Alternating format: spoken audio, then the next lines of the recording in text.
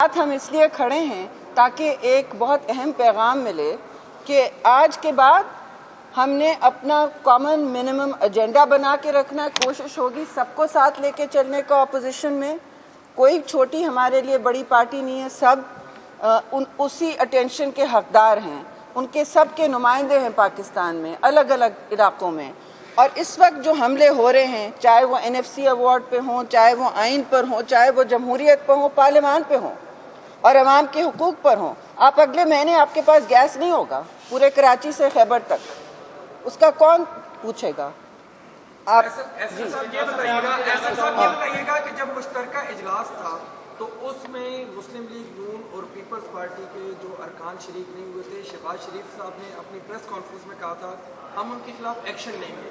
ان کے نام پتہ لگا کہ ان کے خلاف کیا ایکشن لینے جا رہے ہیں. دیکھیے, پہلی بات تو یہ ہے کہ جیسے آپ کو ہم نے بتایا کہ باوجود اس کے کہ چند اراکین جو غیر حاضر تھے باوجود, اور ان سب سے ہم چیک کر رہے ہیں کچھ بیمار تھے یا کچھ بیرون ملک تھے اور کچھ کووڈ کے حالات تھے, کچھ سیلاب کے تھے, وہ ہم پارٹیز انٹرنلی چیک کریں گی.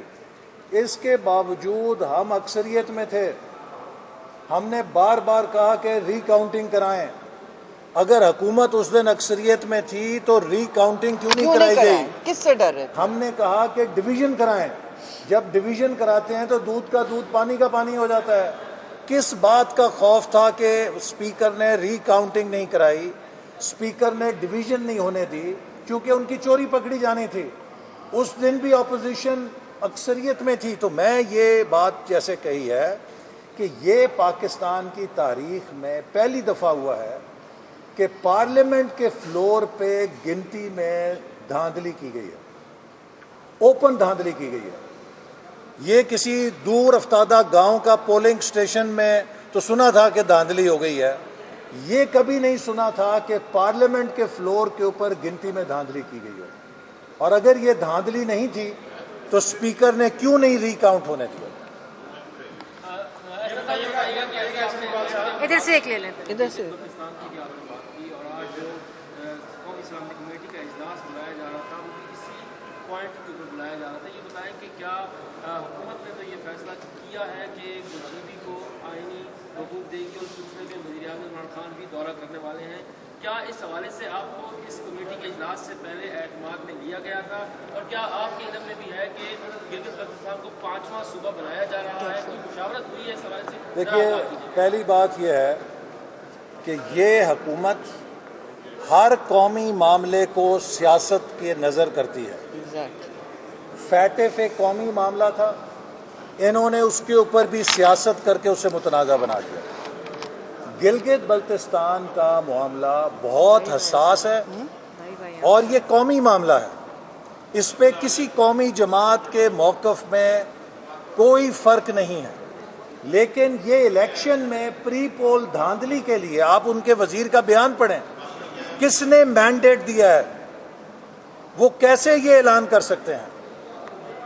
صرف GB کے اندر PTI کو کوئی پیر نہیں مل رہا, ان کی کوئی حیثیت نہیں ہے. GB کے عوام سمجھ گئے ہیں کہ ہم نے GB کو نیا پاکستان نہیں بننے دینا, کیونکہ جو نئے پاکستان کی تباہی ہے وہ ہم نے GB میں نہیں مسلط ہونے دینی. وہاں پہ بڑی انہوں نے امن کا دور دیکھا ہے, ترقی کا دور دیکھا ہے. لہٰذا یہ جو ہر چیز کو متنازع بناتے ہیں, قومی معاملات کو بھی, اور ہر چیز پہ پوائنٹ سکورنگ کرتے ہیں, اس سے ملک کی خدمت نہیں, ملک میں انتشار پیدا ہوتا ہے. جی وقار صاحب, وقار آپ کو نام میں دیتی ہوں. وقار, ہاں, پھر حالات ایسے آ گئے ہیں کہ ساری سیاست کا اپوزیشن ایک طرف جا رہی ہے. کیا یہ تھوڑا کی جا سکتی ہے کہ ABC جو ہونے جا رہی ہے اس میں آپ جو 9 جماعتیں ہیں ان کو بھی شامل کریں گے اور اس کو ایکسٹینڈ کریں گے؟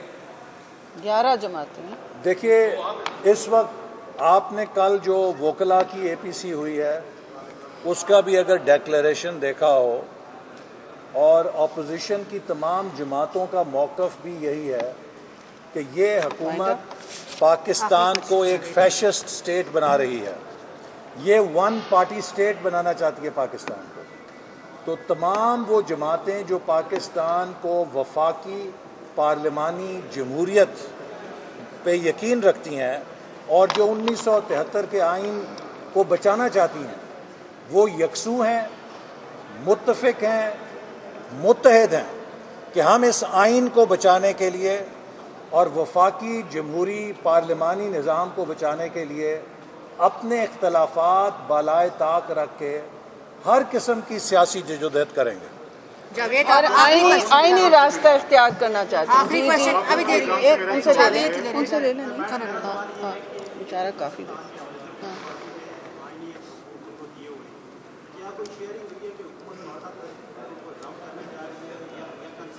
دیکھیے جو بھی حکومت کرنے جا رہی ہے کرنے نا پھر.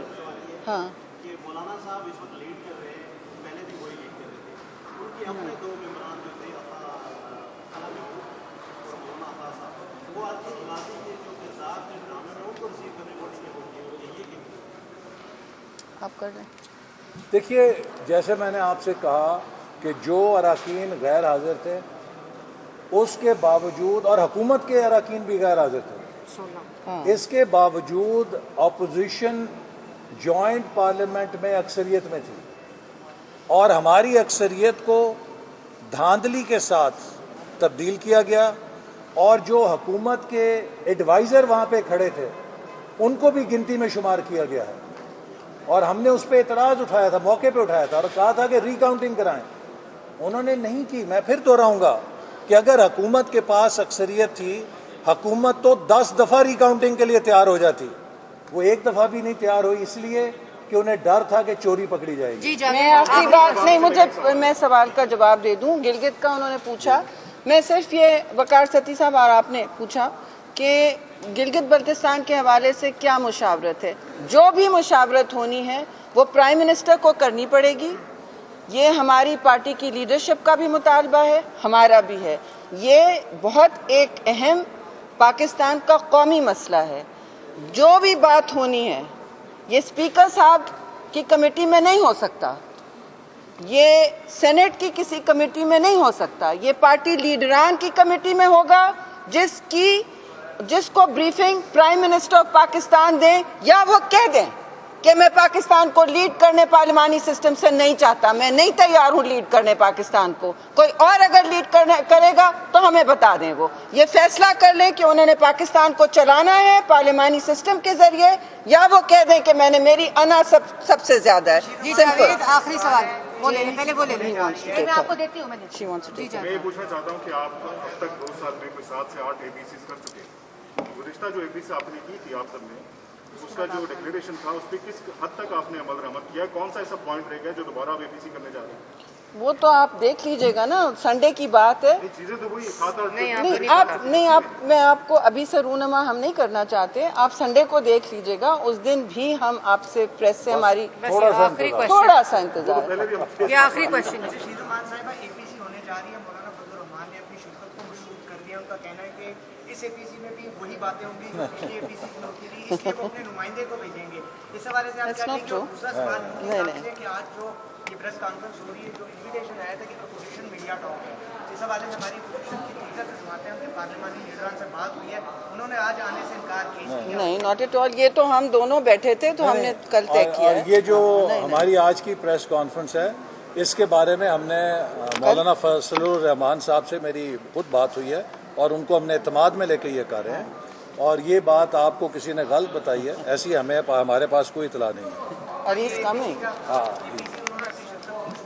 نہیں کوئی ایسی بات. Thank you. بس سینٹ الیکشن میں آپ لوگوں کو ڈچ کیا تھا ابھی کیا رہا ان کے بارے میں کہاں تک تحقیقات؟ دیکھیے وہ اس کا جو پارٹیز نے انویسٹیگیٹ کیا ہے، اور جیسے میں نے کہا کہ یہ ہمیں معلوم ہے کہ کون لوگ تھے اور ان کے خلاف سب سے بڑی کارروائی یہ کہ انہیں آئندہ منتخب نہیں کیا جائے گا. بغیر پروف کے ہم کیا کر سکتے ہیں؟